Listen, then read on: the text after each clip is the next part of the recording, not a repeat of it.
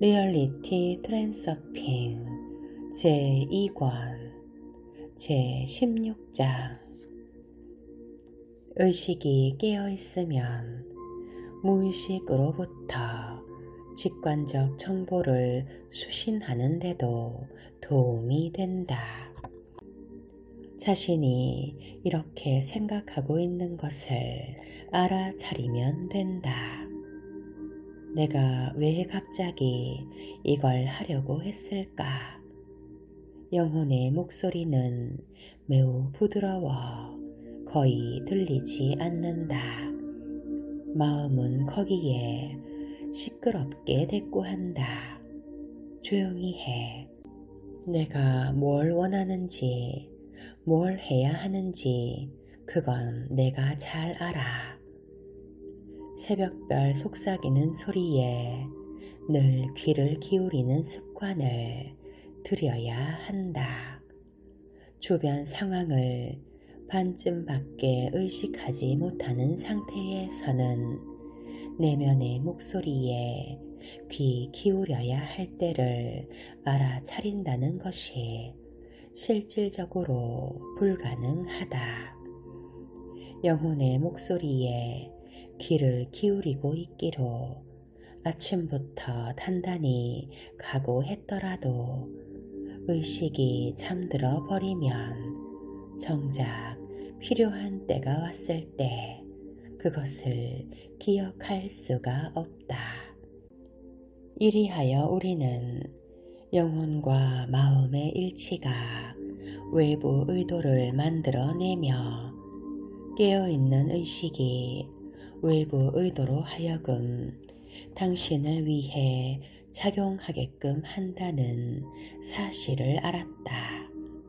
꿈속에선 영혼과 마음의 일치가 아주 쉽게 이루어지는데 영혼이 마음의 권위적 통제로부터 자유로워진다는 단순한 사실이 바로 그 이유다. 자각몽에서는 약간의 통제가 있지만 그것은 단지 시나리오를 조정하는 데만 쓰인다. 그 외에는 상식에 맞든 안 맞든 모든 일이 허용된다. 꿈속에선 마음도 온갖 기적을 서슴없이 받아들인다. 안데르센의 동화 부싯길 통에서 공주는 자신이 꿈을 꾸고 있다는 것을 알고 병정과 함께 지붕 위를 산책하기로 한다. 마음도 이와 마찬가지로 무슨 일이든 일어날 수 있도록 허락하는 것이다. 하지만 실제의 삶으로 돌아오면 마음은 다시 평소의 세계관에 필사적으로 매달린다. 상식의 틀 밖에서 영혼과 마음의 일치에 이르기란 그리 호락호락한 일이 아니다. 상식은 삶 속의 감옥이어서 그곳을 탈출하기란 쉽지 않다. 비전의 가르침이나 신비주의에 열광하여 구름 속을 거닐고 믿기지 않는 사실을 믿을 수도 있지만 이런 믿음들에는 의심을 위한 방이 따로 있기 마련이다. 마음은 믿는 척하지만 사과는 결국 땅으로 떨어지게 되어 있다는 것을 너무나 잘 알고 있다. 외부 의도를 의지에 완전히 복종시키는 것이 그토록 어려운 것은 바로 이 때문이다. 그렇기는 해도 실제로 해보면 당신은 깨어있는 의식이 그 성공률을 극적으로 높여준다는 사실을 발견할 것이다. 고도로 깨어있는 의식 상태는 마음속에 지켜보는 자가 늘 자리를 지키고 있을 때 성취된다. 지켜보는 자는 일어나고 있는 일에 대한 객관적 평가를 제공한다. 지켜보는 자는 그와 같은 게임에서는 누가 이득을 얻는지를 항상 파악하고 있다. 그리고 그는 당신이 꼭두각시 인형처럼 그 게임에 말려들지 않도록 면밀히 경계한다. 매 순간 다음 질문을 마음에 품고 있는 것이 결정적으로 중요하다. 너는 잠들어 있는가? 아니면 깨어 있는가? 겁나지 않는다면 자각몽을 연습해도 된다. 하지만 꿈은 지나가고 일상의 삶이 다시 찾아온다. 그러니 자각생을 연습하는 편이 낫지 않을까. 아시다시피 이런 대안이 있다는 것은 당신의 세계의 층을 당신이 원하는 대로 꾸밀 수 있는 기회를 제공한다. 그것은 당신의 선택에 달린 문제다.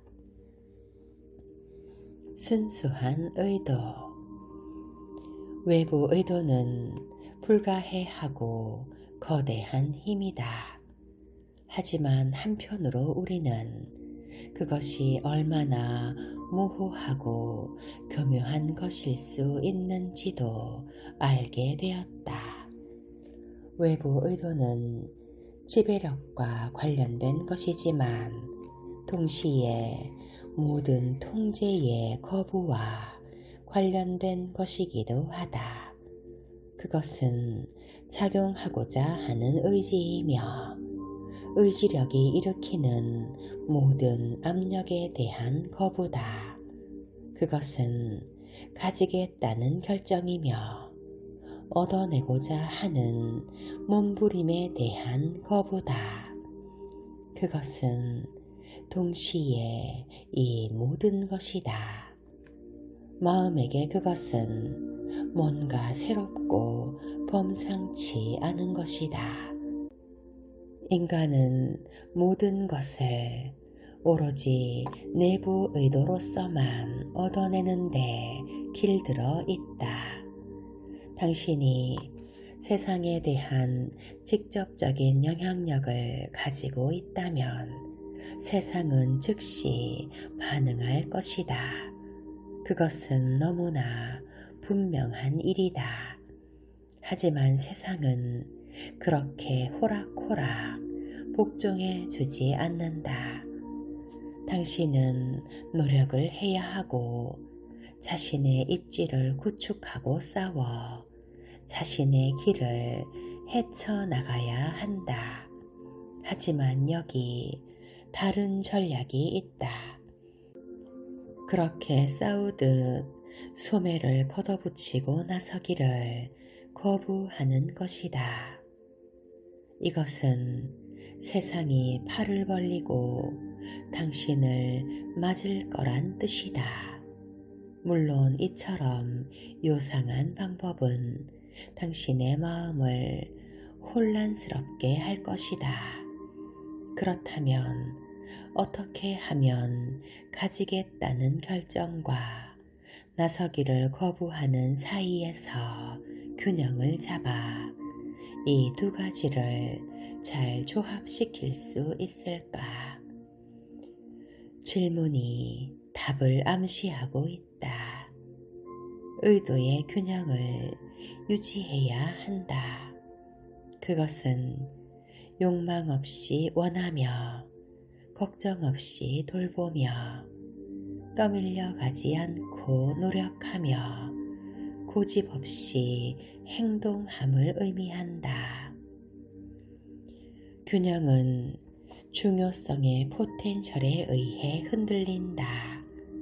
당신도 아시다시피 목표가 중요하면 중요할수록 그것을 이루기는 더 힘들어진다.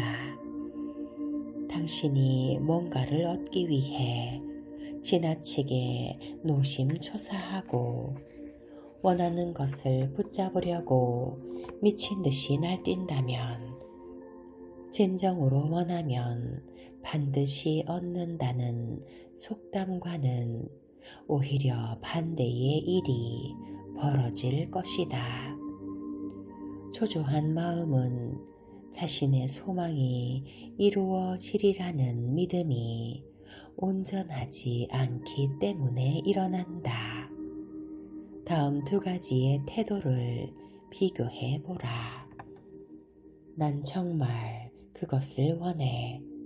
그건 생사가 걸린 문제야.